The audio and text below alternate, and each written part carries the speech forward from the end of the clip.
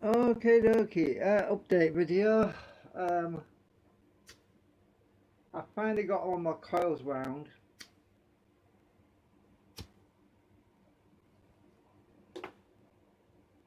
So I'm kind of tired because I've had a bit of a crazy month actually, and been trying to get these coils finished off. And so double decker coil assembly. This is the top deck, obviously. Um, Cooling fan. These are the main drive coils on the top. And because I had issues previously with the magnets being too close to the actual drum assembly, so when the drum assembly is basically on top of here, the actual rotary drum, there was a lot of cogging issues. But because of this new design, the cogging is minimal. I'll explain, I'll show you that in a minute. So that's the top deck, and the bottom deck is, as you can see, the top deck's got no magnets there, but this couples up with the lower deck, which is this set, and there are powerful magnets in the very bottom, as you can see.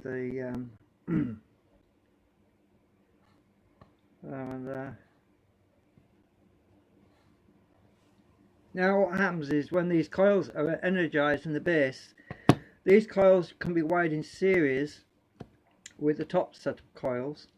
But what I plan to do actually is have a resistor, because the impedance is actually pretty high when they're all in series. So I plan to have a trimmer, a 100 ohm resist trimmer pot, possibly in parallel with these coils at the bottom, so that I can actually bypass them and shunt more power to the top coils, so I can actually tune the focus of the field. I did some static tests a minute ago, and the amount of power, the amount of drive flux from both sets of coils is proportionally larger than it was with just one set of coils. And one set of coils, the top set just on alone, using just those, it used about twice as much current. So we're talking, it was over 1 amp, it was about 1.5 amps. When I previously did tests, these actually use 1.5 amps, right, of power. And the top set will be the same because the coils are exactly the same. The coils are wound just the same. I can pop it up a little bit so it could maybe, I don't know, I don't want to push it out too far, but maybe you can see the coils there. The bobbins are identically wound. These are identically wound to those, except that those don't have any steel laminations. There's just gaps in these little things so that air can flow through and cool things down. So these are coupled to the magnets in the base, so that when these are energized, they actually divert flux from the magnets at the bottom through some steel laminations which are in the base. Can't really show you those because underneath, and I'd have to pop, I don't know if I can pop one out without messing everything up, because I don't want to pull my wires out, you see. Let's see, I should be able to pop that one up a little bit because the wires come out both ends. So this coil is actually a bit thinner if you look. So let me just, there's a ball bearing in there, I've got to take that out. Right, ball bearing there. So there's my steel laminations in the base, you can see them possibly. Let me get some light on it. It's a bit hard to see. These are actually a little bit thinner, actually, these bottom coils. So you can see my coupling on my steel laminations are in the base there. And that shunts, act like a magnetic switch. It basically shunts the flux, and it's diverted by the flux, by the amount of energy through the coils. So yeah, I need to put the ball bearing back in because that helps to switch the flux. Right, so there's a ball bearing, that's in the bottom of the far right core. So that's the base coil, all of these, and when they're stacked on top of each other, they become one unit basically. So these far right rings are slightly raised. You can probably see that they're slightly raised up, so they actually latch into these underneath, like that. So now I can't slide them now. They kind of latched in. It's warped a little bit on me, but I'm not worried about that. So my drive coil bay I'll just push these wires down because I don't want to catch anything. I was going to drive coil bay goes in my newly assembled double-decker drive bay. You can see there we have it there, and I put my rotor back in. Now if I spin this with my finger, oh, you probably can't see that.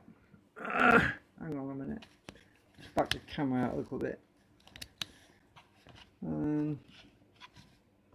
See if I can prop this up a bit with my...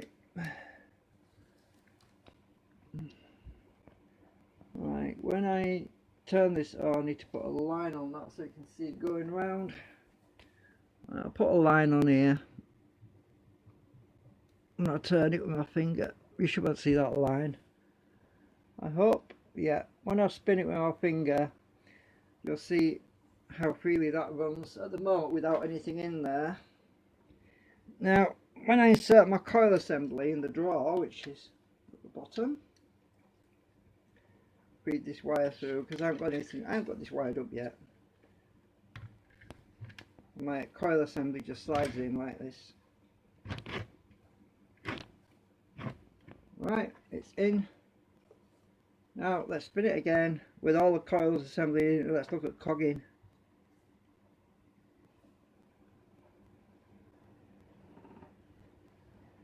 As you can see, there's very little cogging there.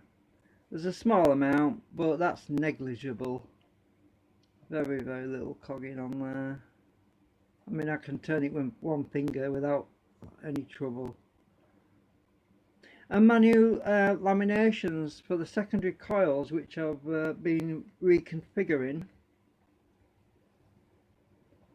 I need to get this phone a bit higher up. Just give me a sec.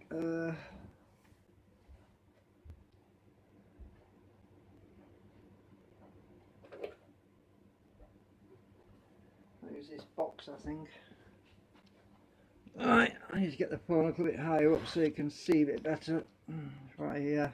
Sorry, the light's on the wrong side as usual. It's just been crazy this month with everything going wrong, and don't know if this will work that way. Right, that's actually that might work. Let me just put this underneath here. I want to prop it a little bit. I don't want the phone to fall down. That's a bit too high now. Right, okay, that should work. Now, when I put my secondary coils in place, I'll grab a couple.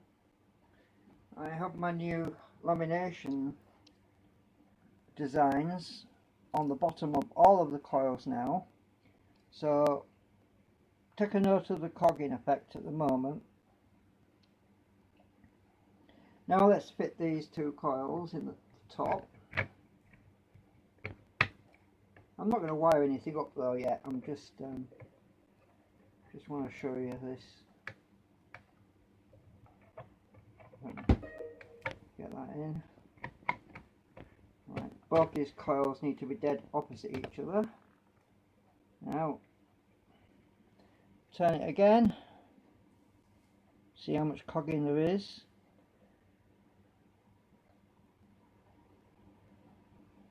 Very little, you can see. That's even with the secondaries. Obviously, if I stagger the secondaries relative to the bottom ones, it will improve. They're supposed to be in that position anyway. But look at that. Very little cogging. That's with them in that position. Now I'm just going to get another set of coils. Got another set to fit to show you. Let's just pop these in. This is how easy it is to fit coils. It's just a wiring, it takes ages. Right, let's stick another set of coils in. Let's try that again. Still very little cogging. Obviously we're going to get a little bit more each time I add more cores and coils, but I think that's pretty efficient, don't you? And get my magnetic gauge on here. We should be able to see some actuation on that. Is that on camera? Yes, it is. Right, if you watch the magnetic gauge, you can see how much coupling there is on there. And one at the back.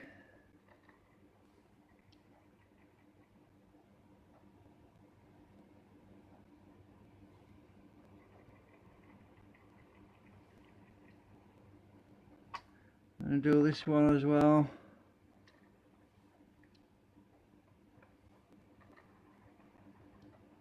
You can see the coupling on there. My hand was in the light. Coupling on that one. Good. Plenty of flux going through there. And that's just running at a fraction of the speed it would do, obviously. So yeah, I just wanted to show you that, so you can see how little cogging we have.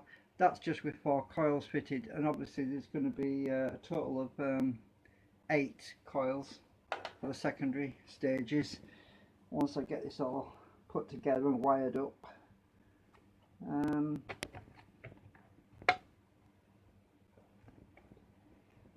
They are a little bit harder to get out, unless I prise them apart with my finger a bit.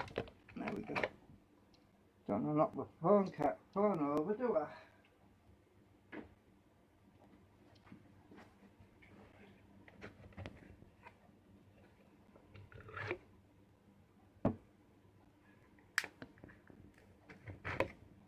Right, I'll take them out for now because I'm not ready to wire this up yet. You see, the plan is to get the starter, the drive circuit running without any secondary coils on it whatsoever, because I want to find out the maximum speed, RPM speed, that I can get this running at with minimal current. So the object is to get this wired up, the drive circuit rewired up, and so I've got nothing else interfering with anything. Tune it all up with that drive circuit, make some notes of the RPM and everything, how much current's going in and everything. Then I'll start to add my secondary coils later on, and I'll start wiring them back up again, and then we will be able to see the comparison between the new build with the new coil set on the driver section. And based on previous videos I did, we were able to do some comparisons on current consumption. So I'm hoping it's going to be significantly better. Actually, it should be. I don't see any reason why not. I did a static test. With the drive coils, and instead of 1 to 1.6 amps, when all of these coils on the drive circuit are all wired in series, I was reading, you know, always on, constant connection, I was reading 770 milliamps max. Well, that's good. That means that we can't possibly use more. That was at 16.8 volts, by the way. So we can't possibly use more than an amp anyway, even if I go drive this at 20 volts or something like that. It should stay under 770 milliamps. Which is a good thing, because that means it's not going to burn up like the other one did. My previous coils actually overheated and burnt up, but because we're using more coils over a larger surface area as well, we should minimize the amount of heat build-up in any one coil, if you see what I mean. That was the objective really in designing a double-decker coil system, is to increase the amount of flux and also reduce the amount of current consumption at the same time. And I think that's what I'm going to have when I get this all reassembled. But it's going to be a couple of days before I get around to doing it, because I've got things to do, other things are going on in my life at the moment. Yeah, you won't believe it. Yeah, anyway, I think I mentioned it in the previous video, but it's just been crazy. I've still got issues with my fridge as well. I think it's still not right. Anyway, so yeah, anyway, that's the God, this is heavy with all them coils in. Oh, it's getting hard to pick up.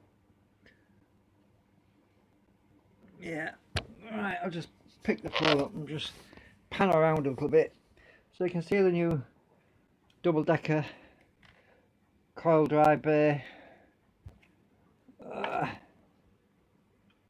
Yeah. Oh, it's heavy. God, this is heavy. Must be a kilogram now. With all them coils in there. That's just the drive coils as well. That must be a kilogram weighing, or with the drive. Well, all the magnets in there as well. The magnet on the drum assembly, all them in there. It's pretty heavy. Yeah. Anyway, thanks for watching.